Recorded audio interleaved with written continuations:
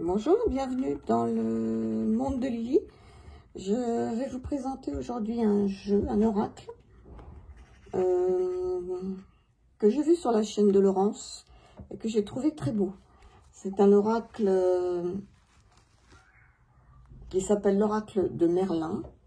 Voilà le petit book qui se présente dans une petite boîte comme ça, en carton toute simple. Hein. C'est pas une boîte en dur, hein, par contre. Hein,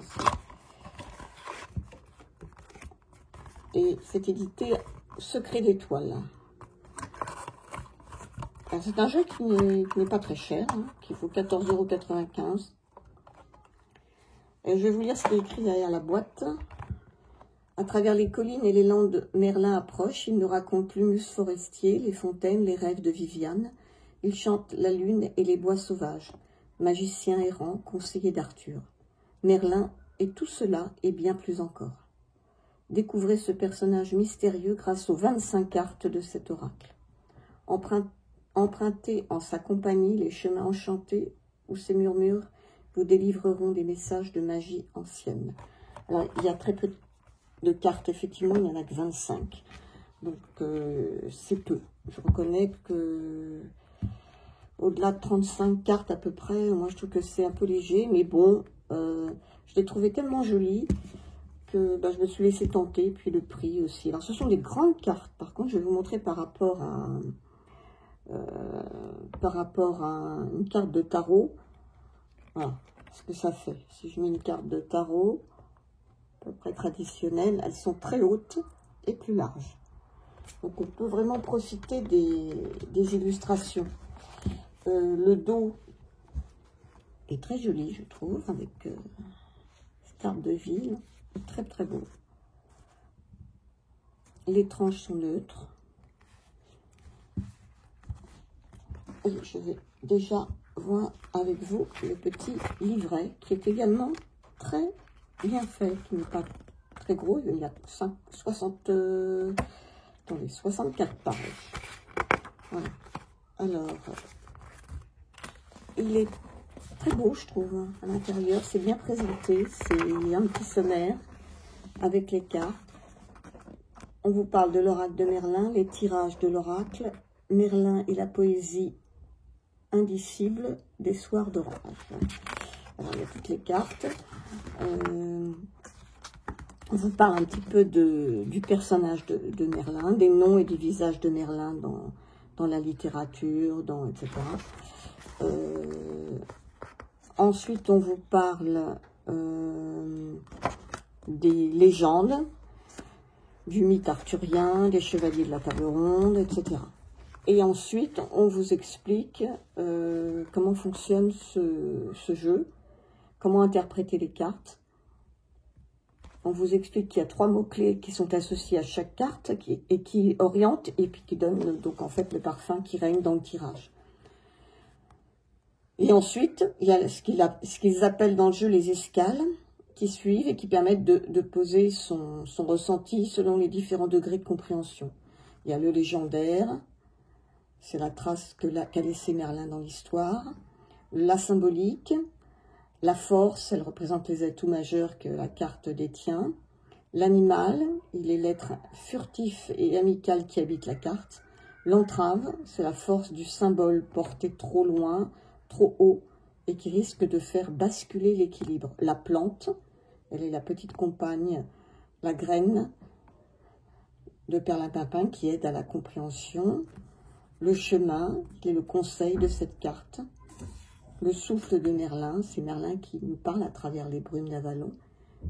Et on donne une petite explication de la carte renversée.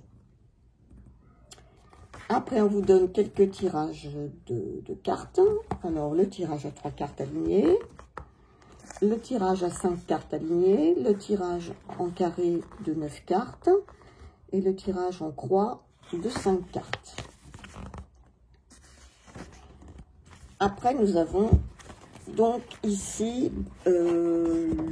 chaque carte avec une petite mignonnette en couleur, les mots-clés, et tout ce que je vous ai expliqué, le légendaire, la symbolique, la force, l'animal, etc. Et c'est comme ça pour toutes les cartes. Donc c'est un livret qui est assez complet pour chaque carte. Voilà. Je vais vous montrer les cartes. Alors, je vais essayer de... Parce qu'elles sont en... Comment dire? Elles sont brillantes un petit peu. Hein. Elles glissent très bien. Voilà. Le diseur. Le bâtisseur.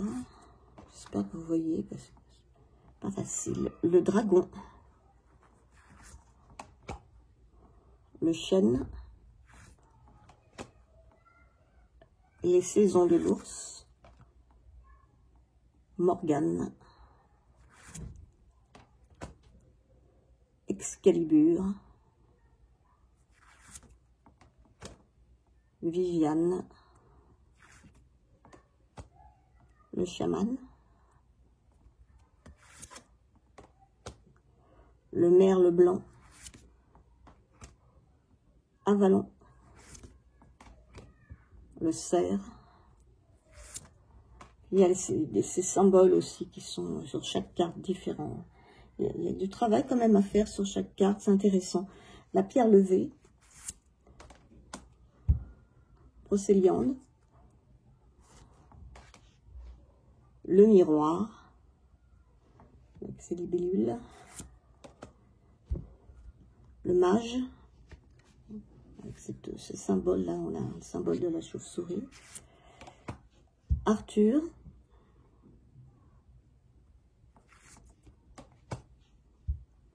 Le loup.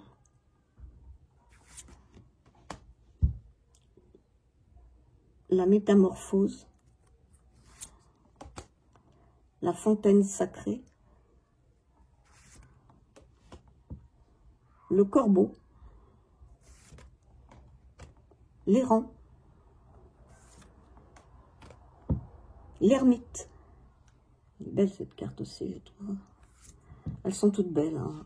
Enfin, moi je trouve. Le druide. Et la folie. Voilà. C'est vrai qu'il n'y a pas beaucoup de cartes. On aurait aimé en avoir plus. Mais je trouve que c'est un jeu vraiment bien. On se plonge dans une illustration. Les images sont justement suffisamment grandes pour ça. Et alors il y a des tirages proposés, mais moi pour l'instant je l'ai utilisé qu'en tirant une carte comme ça, puis je lis ce qui était écrit dans le petit bouquin. Je me laisse porter par ces légendes arthuriennes ou de Merlin, de la forêt brocéliande, de la fée Morgane, etc. Et c'est un moment vraiment d'évasion, on se laisse porter. Bon, les autres tirages, je n'ai pas encore fait, je vais voir. Pour l'instant, je tire une carte et voilà, les illustrations sont très très jolies, je trouve. Et c'est vrai qu'en plus, il n'est pas cher. Bon, alors, le seul petit inconvénient, c'est cette petite boîte qui va assez vite s'user, je pense. Mais bon, le principal quand même, c'est d'avoir de très belles cartes. Et celles-ci le sont, il n'y a pas de problème. Et la qualité est là aussi. Hein. Elles sont de bonne qualité, il n'y a pas de problème. Voilà, bah, j'espère que cette petite vidéo vous aura plu. Que peut-être que ça vous aura donné envie d'acquérir ce jeu, de vous y intéresser. Et puis, je vous dis à la prochaine. N'oubliez pas de vous abonner ou si ce n'est pas fait, ou peut-être de laisser des petits commentaires, c'est toujours sympa.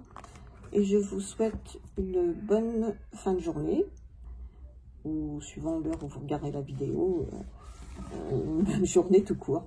Voilà, merci à vous et au revoir.